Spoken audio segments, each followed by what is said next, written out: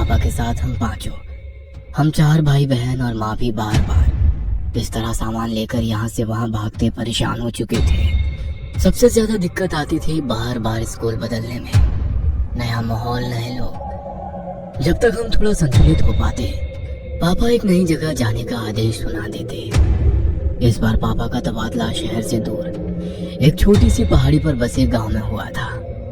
हम चारों का मुंह लटका हुआ था। एक तो गांव, वो भी इतना पिछड़ा हुआ, न ढंग का स्कूल होगा न रहने की जगह। ऊपर से हमारे बड़े परिवार का छोटे मोटे मकान में गुजारा भी नहीं था।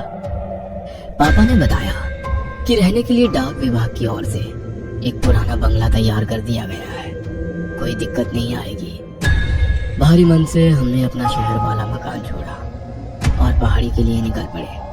हम 4 भाई बहनों में सबसे बड़ा मैं, रवि, फिर मुझसे छोटा सचिन, फिर हमारी 2 छोटी बहनें, एक विनी जो 14 साल की थी और सबसे छोटी सोनी थी। विनी चारों भाई बहनों में सबसे ज्यादा चंचल और खिलंदा स्वभाव की थी।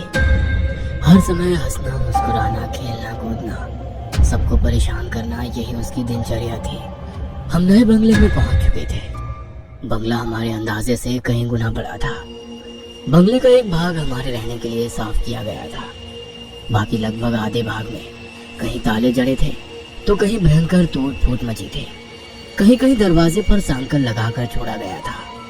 हम बंगले को घूम घूम कर देख ही रहे थे कि एक बूढ़ी महिला लाठी टिकाते आ गई। उन्होंने बताया कि उनके पुरखे भी इसी हवेली की देखरेख करते थे। वो अपने माता पिता की एक लौती संतान थी। शादी के कुछ समय बाद ही उसके पति का देहांत हो गया तो वो वापस अपने मायके आ गई और इसी हवेली की देखरेख करने लगी। माई लगभग 75 साल की बूढ़ी महिला थी।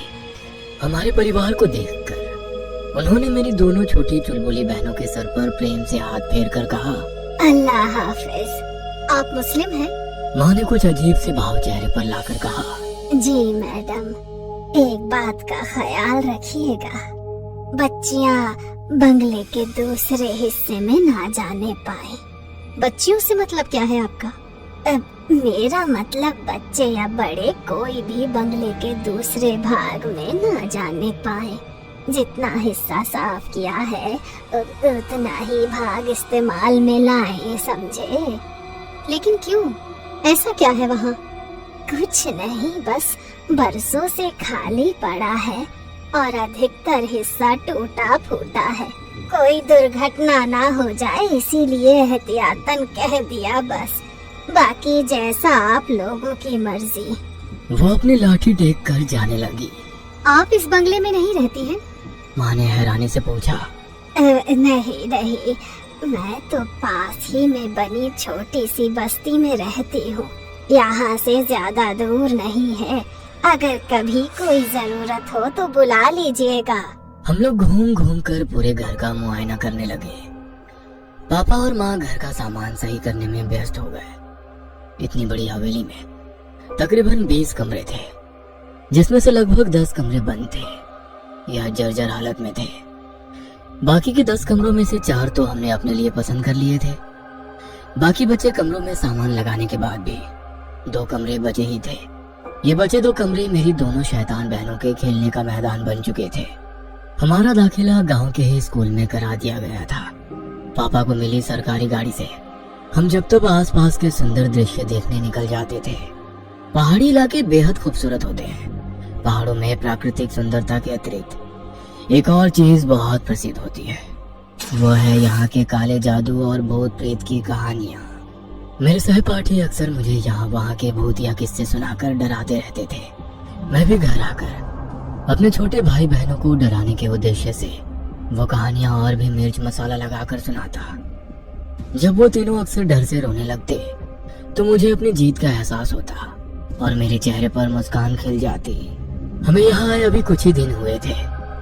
मैं छोटे भाई सचिन के साथ क्रिकेट खेल रहा था। मुझसे तीनों बच्चों का ख्याल रखने का बोलकर माँ काम निपटाकर निश्चिंत होकर सोने चली गई थी। दोनों छोटी बहनें भी खाली पड़े कमरों में धमा चौकड़ी मचा रही थी। जाने क्या हुआ, अचानक एक तेज चीख की आवाज सुनाई पड़ी। मैं और सचिन बैट बॉल वहीं फेंक कर तेजी से अंदर की ओर भागे। चीख की आवाज सुनकर माँ भी अपने कमरे से दौड़ती हुई बाहर निकल आई थी। हम दौड़ते हुए हॉल में पहुंचे। वहां कोई नहीं दिखाई दे रहा था। सोनी के रोने की लगातार आवाजें आ रही थी। मुझे समझते देर ना लगी कि सोनी के रोने की आवाज हवेली के दूसरी भाग से आ रही है। मैंने सचिन का हाथ पकड़ा और दौड़ते हुए हवेली के वर्जित भाग में घुस गया। हर तरफ मकड़ी के जाले और धूल का अंबार लगा हुआ था।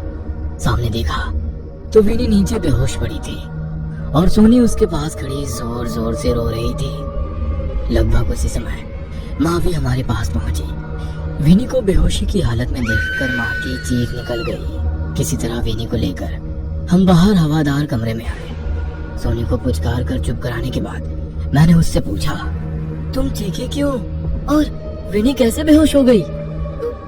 भैया मैं नहीं चीखी, मैं तो विनी को खोजती हुई बाहर हॉल में गई थी। वो शायद अंदर वाले कमरे में छिपने गई थी। उसकी चीख की आवाज सुनकर मैं भाग कर आई तो वो ऐसे नीचे पड़ी हुई थी। सोनी ने सुबकते हुए बताया। माँ विनी को देखकर रोने लगी थी। मेरी हालत भी खराब हुए जा रही थी। माँ को संभालूं, सोनी को संभालूं या फिर बेहोश पड़ी विनी को देखूं। सचिन दौड़कर 2 गिलास पानी लिया। एक गिलास माँ को थमाकर दूसरे से विनी के चेहरे पर छींटे मारे तो वो धीरे धीरे होश में आने लगी। विनी को कुशल मंगल देखकर माँ और सोनी का रोना थम गया था। माँ ने प्यार से विनी के सर पर हाथ रखकर पूछा, क्या हुआ बेटा, तुम बेहोश कैसे हो गई? मैं छिपने के लिए जगह ढूंढ रही थी। वहाँ उस कमरे के दरवाजे पर साकल बंद थी और उस पर रक्षा सूत्र बंधा हुआ था। मैंने उसे खोलकर कमरे में जैसे ही प्रवेश किया, वहाँ सब धुआं सा दिखने लगा। कुछ अजीब सी महक आ रही थी। वहीं से मैंने बाहर निकलने की कोशिश की तो लगा जैसे बाहर आने का रास्ता ही खो गया है। मुझे बहुत डर लग रहा था, इसीलिए मैं डर के मारे चीख पड़ी। उसके बाद मुझे नहीं पता मैं यहाँ कैसे आई। विनी ने पानी पीते हुए बताया। मतलब तुम कमरे के अंदर थी तो बाहर कैसे निकली? तुम तो कमरे के बाहर नीचे पड़ी हुई थी, सचिन ने कहा। मुझे नहीं पता भैया, लेकिन मुझे बहुत डर लग रहा है। अब मैं कभी उस तरफ नहीं जाऊंगी, विनी ने जवाब दिया। उस समय विनी को शांत कराना ज्यादा जरूरी था, इसलिए बात को वहीं रफा दफा करके मम्मी उनके लिए हलवा बनाने की तैयारी में लग गई। इस घटना से कुछ बातें मेरे मन में खटक गई थी। अगर विनी की बात सच है तो वहाँ दरवाजे पर मैंने कोई रक्षा सूत्र बंधा क्यों नहीं देखा? दूसरी बात, कमरे से विनी बाहर कैसे पहुंची? अंदर धुआं कहाँ से और क्यों आया? कैसी महक की बात कर रही है विनी? मन में विचित्र ख्याल आ रहे थे। बीच बीच में अपने सहपाठियों की भूतहा कहानी भी याद आ रही थी। आज तक जिन कहानियों को मैं मनोरंजन के लिए सुनता था, आज मुझे उनके बारे में सोच सोच कर सिहरन हो रही थी। पूरी रात नींद मेरे साथ आंख मिचौली खेलती रही। सुबह तक मेरी लाल सुर्ख आंखें मेरी रात्रि जागरण की चुगली कर रही थी। मैं कमरे से बाहर आया तो पता चला विनी को बुखार हुआ है। मैं फिर से चिंतित हो उठा था। शायद उसके अंदर डर बैठ गया था, जिसकी वजह से उससे बुखार आ गया था। दिन भर मम्मी विनी की खातिरदारी में लगी रही, लेकिन उसका बुखार कम होने का नाम ही नहीं ले रहा था। रात गहराते गहराते उसका बुखार सीमा से परे पहुंचने लगा था। वो बदहवासी में रात भर कुछ बड़बड़ाती रही थी। सुबह होते ही पापा की सरकारी गाड़ी में उसे अस्पताल ले जाया गया। अगले 3 दिन इसी तरह बुखार में तड़पते बीत गए। मम्मी पापा हॉस्पिटल में ही विनी के पास ही थे। आखिरकार चौथे दिन खबर मिली कि विनी की हालत में कुछ सुधार आया है। अगले 2 दिन और अस्पताल में बिताने के बाद विनी घर आ गई थी। विनी हम सबकी जान थी। उसके घर आने से हम सबके चेहरे की रौनक लौट आई थी। सब लोग धीरे धीरे सामान्य हो रहे थे, बस एक को छोड़कर। विनी अब पहले की तरह उछल कूद नहीं करती थी। अक्सर एक जगह पर गुमसुम सी बैठी रहती या हमें खेलते देखती रहती। पहले तो हमने इसे बीमारी की वजह से पैदा हुई चिड़चिड़ाहट और कमजोरी समझा, लेकिन यह सिलसिला अंतहीन हो गया। विनी अब कम ही बात करती थी। ज्यादातर समय वो अपने कमरे में ही बिताती थी। समय अपनी गति से आगे बढ़ रहा था। यही सब चलते चलते लगभग 6 महीने बीत गए थे। हम लोग बहुत कोशिश करते, कि वो हमारे साथ खेले कूदे, मुस्कुराए, लेकिन उसके चेहरे पर कोई भाव ही नहीं आते थे। वो यूं ही भावहीन सी एकटक शून्य में ताकती रहती। ज्यादा जोर जबरदस्ती करने पर वो उठकर अपने कमरे में चली जाती और दरवाजा बंद कर लेती। माँ पापा उससे पूछ पूछ कर थक चुके थे कि आखिर क्या बात है, लेकिन उसकी तरफ से कोई जवाब नहीं मिलता था। फिर एक दिन पापा बहुत उत्साहित से होकर घर घुसे। पापा के हाथ में मिठाई का डिब्बा था। उत्साहित स्वर में उन्होंने दोनों छोटी बहनों को पुकारा और मिठाई का डिब्बा पकड़ा दिया। अरे मेरी पदोन्नति हो गई है, तनख्वाह भी बढ़ेगी और अगले 4 साल तक कहीं भागना भी नहीं पड़ेगा। पापा ने खुश होकर कहा। प्रमोशन की खबर ने हम सबके चेहरे पर मुस्कान ला दी थी। पापा विनी को मिठाई खिलाने लगे तो विनी पापा का हाथ झटक कर अंदर भाग गई। पापा के प्रमोशन होने के बाद अब घर में पैसों की कोई दिक्कत नहीं थी। नई पोस्ट पर पापा की अच्छी खासी ऊपरी कमाई होने लगी। घर का माहौल बदलने लगा था। सुंदर पर्दे, महंगे कपड़े, बढ़िया साजो सामान हमारे घर की रौनक बढ़ाने लगा था। सब कुछ हमारी उम्मीद से कहीं ज्यादा अच्छा चल रहा था। इतना कि कहीं ना कहीं इस चमक धमक में हम विनी के व्यवहार को नजरअंदाज करने लगे। धीरे धीरे साल बीतने को आया था। मेरी प्यारी सी चुलबुली बहन अब एक गंभीर सी लड़की बन गई थी। स्कूल में भी उसका प्रदर्शन खराब होता जा रहा था। किसी तरह समझाने बुझाने पर उसने परीक्षा तो दे दी, लेकिन अगले साल उसने स्कूल जाने से साफ मना कर दिया। 1 साल के भीतर ही उसके शारीरिक और मानसिक स्थिति में बहुत परिवर्तन आ गया था। वो छोटी बच्ची अब एक परिपक्व सी लड़की नजर आने लगी थी। मेरा दाखिला भी कॉलेज में हो गया था। मैं देर रात तक जागकर अपने असाइनमेंट बनाता था। उस रोज रात में पढ़ते पढ़ते मैं काफी देर तक जाग रहा था। अचानक मुझे किसी के फुसफुसाकर बात करने की आवाज सुनाई पड़ी। आवाज मर्दानी थी। मैं कुछ शंकित सा हो उठा। धीमे धीमे सदे हुए कदमों से मैं हॉल में पहुंचा तो आभास हुआ कि आवाज विनी के कमरे से ही आ रही है। मैंने चुपके से झांककर विनी के कमरे में देखा तो वो एक दीवार की ओर मुड़ करके फुसफुसाते हुए कुछ बात कर रही थी। कमरे में विनी के अलावा कोई नहीं था और सबसे ज्यादा मुझे उसकी आवाज विचलित कर रही थी। दिन भर एक शब्द मुंह से ना निकालने वाली लड़की आधी रात को दीवारों से मर्दाना आवाज में बात कर रही थी। किसी तरह मैंने अपनी चीख को गले में ही दबाकर वहां से निकलना उचित समझा। रात काफी हो चुकी थी। मैंने फिलहाल किसी को भी जगाना ठीक नहीं समझा। उस रात मैंने कैसे करके एक एक पल बिताया मैं शब्दों में बयान नहीं कर सकता। सुबह होते ही मैंने मम्मी पापा को सारी बात बताई। माँ किसी अनहोनी की आशंका से कांप उठी थी। माँ और पापा चुपचाप किसी तांत्रिक या ओझा की खोज करने लगे। 2 दिन बाद एक मुस्लिम तंत्र मंत्र वाला मिला। माँ और पापा को उस तांत्रिक ने कुछ भभूत पढ़कर दी, जैसे विनी के कमरे में छिड़कना था और घर के बाकी हिस्सों में भी छिड़कना था। किसी तरह विनी की नजर से बचाकर सारे घर में भभूत छिड़क दी गई। उस रोज कई साल बाद विनी ने अच्छी तरह से खाना खाया। 1-2 बार मुस्कुराई भी। माँ को तांत्रिक पर अटूट विश्वास हो गया था। अगले कुछ दिन हमारे लिए बेहद सुहाने रहे। विनी हमारे बीच कुछ देर के लिए आकर बैठती और 1-2 बार मुस्कुराती भी। उसके ठीक होने की उम्मीद भी बन सी गई थी। पापा ने तांत्रिक को विनी की हालत में हुए सुधार की जानकारी दी तो वो आत्मविश्वास से भर उठा। अगले दिन उसने हवेली में आकर पूरे घर को बाधा मुक्त करने का आश्वासन दिया। माँ ने तांत्रिक के कहे अनुसार सारा सामान पहले ही तैयार कर दिया था। तय समय पर वो हवेली पहुंचा। तंत्र की सारी तैयारी करने के बाद ओझा ने विनी को बुलाने का आदेश दिया। विनी तांत्रिक को देखकर रहस्यमय तरीके से मुस्कुराई। सफेद रंग की सलवार कमीज पर उसने कुछ अजीब तरह से दुपट्टा ओढ़ रखा था, बिल्कुल वैसे जैसे मुस्लिम महिलाएं नमाज के समय पहनती हैं। विनी को इस रूप में देखकर हम सभी सकते में आ गए थे।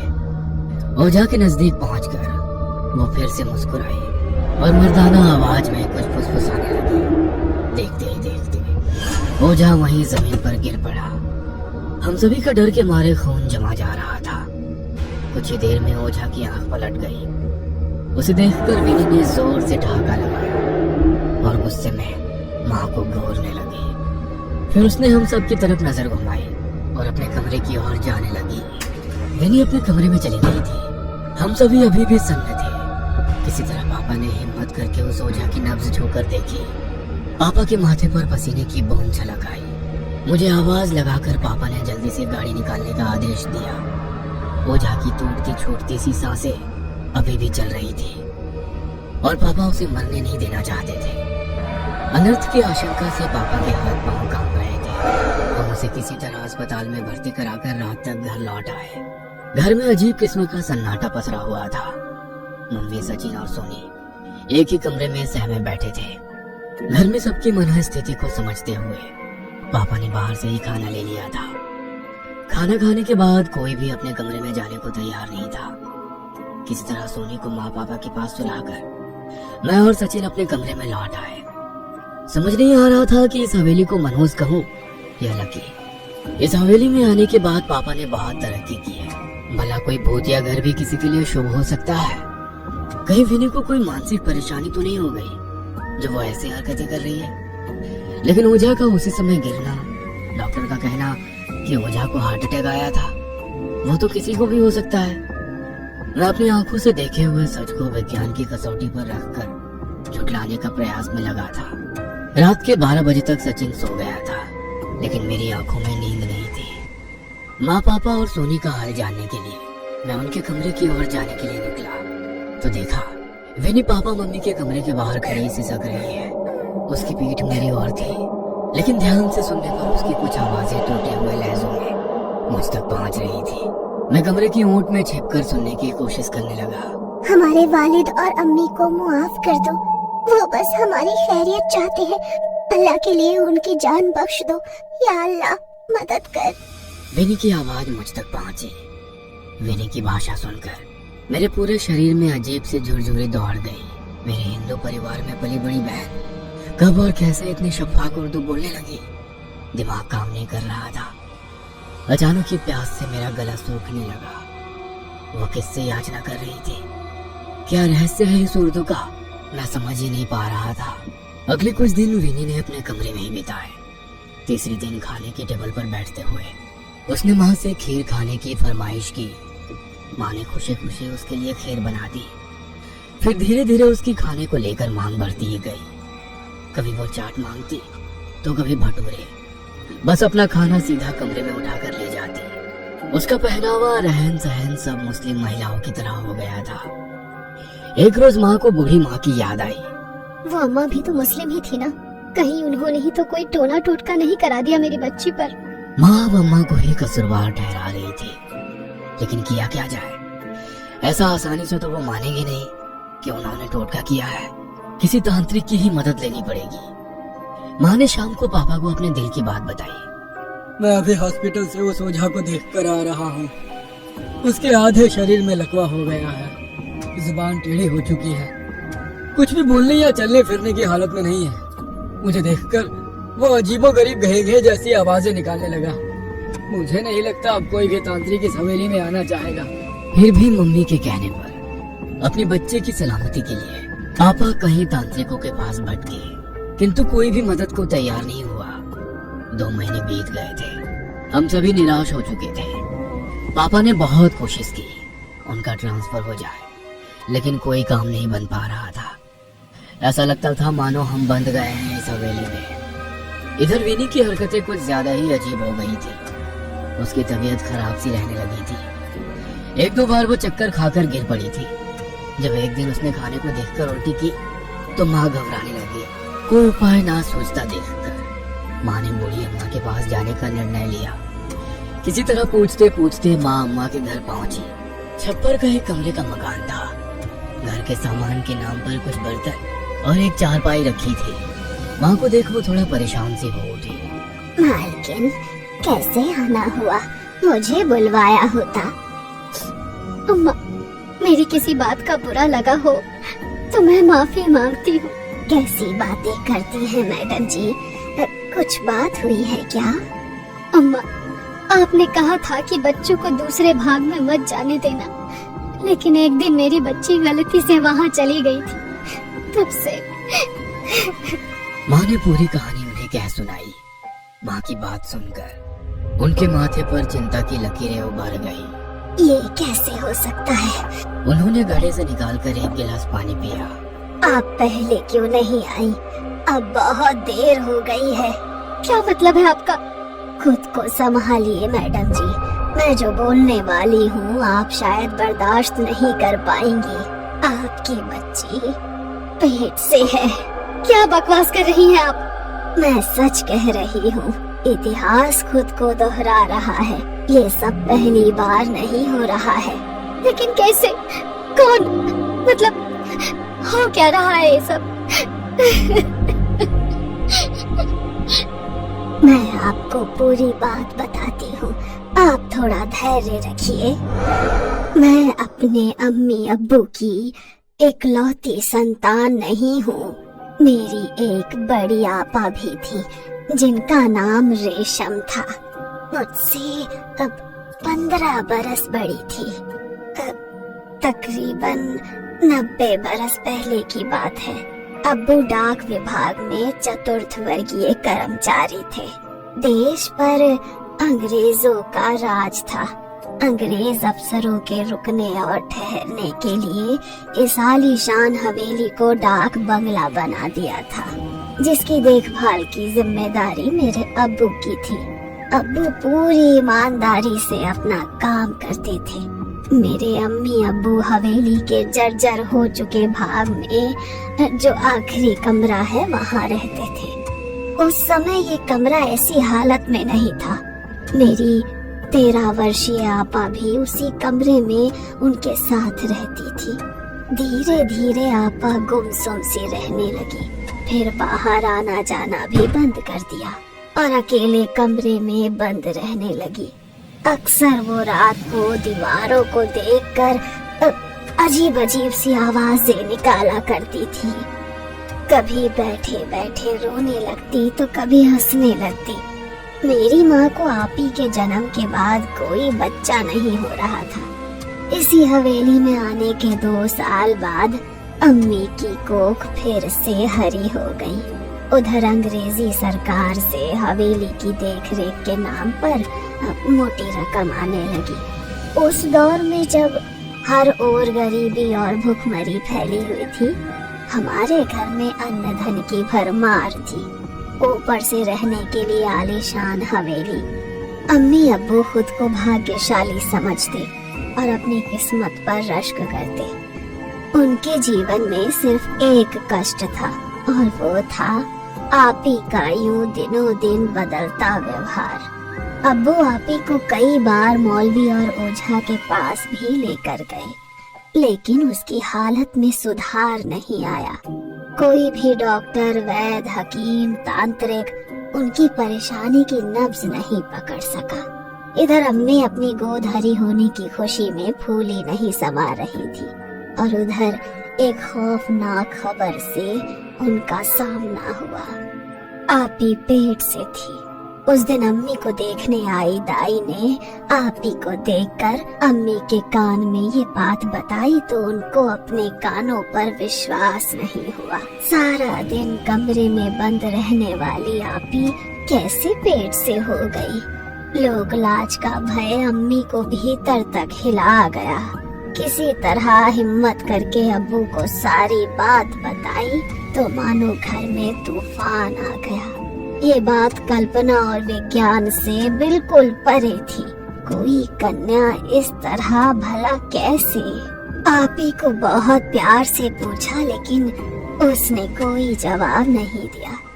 अब्बू के गुस्से और मार के सामने भी आपी की जुबान नहीं खुली।